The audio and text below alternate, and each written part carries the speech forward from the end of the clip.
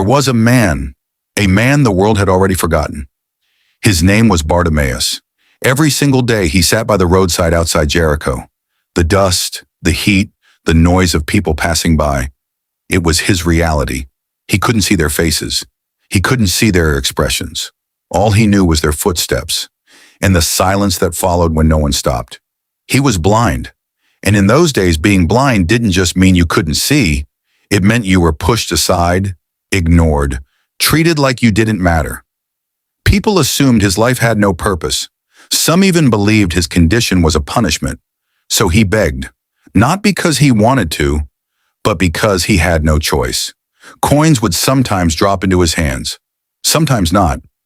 But what hurt more than hunger was the feeling of being invisible, day after day. Same road, same pain, same silence. Until one day, everything changed.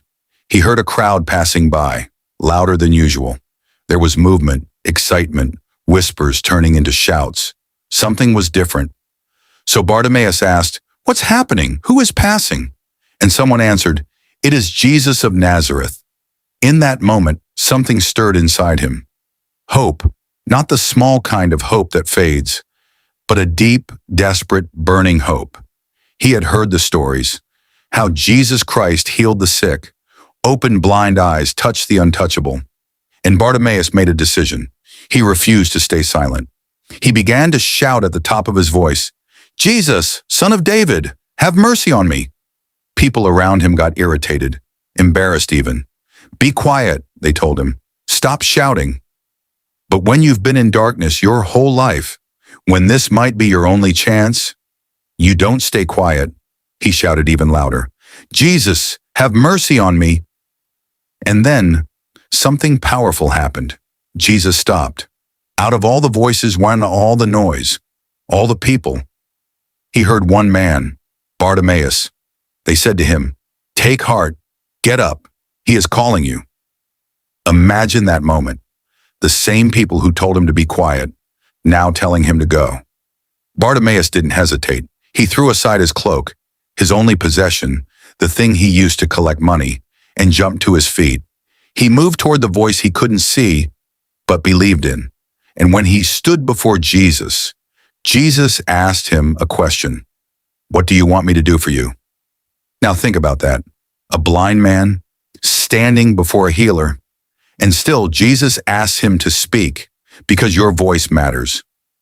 Bartimaeus said with all the faith in his heart, "Rabbi, I want to see." No long speech, no complicated prayer, just raw, honest desire. And Jesus said to him, "Go, your faith has made you well." And instantly, darkness disappeared. Light rushed in.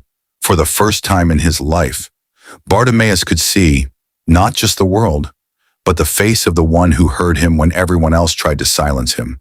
And he didn't go back to begging. He followed Jesus.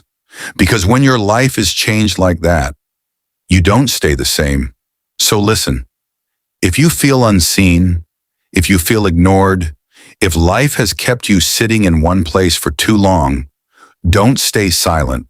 Don't let people shut your voice down. Bartimaeus was surrounded by people who told him to be quiet, but his miracle was on the other side of his persistence. Sometimes your breakthrough is waiting, but it responds to your refusal to give up.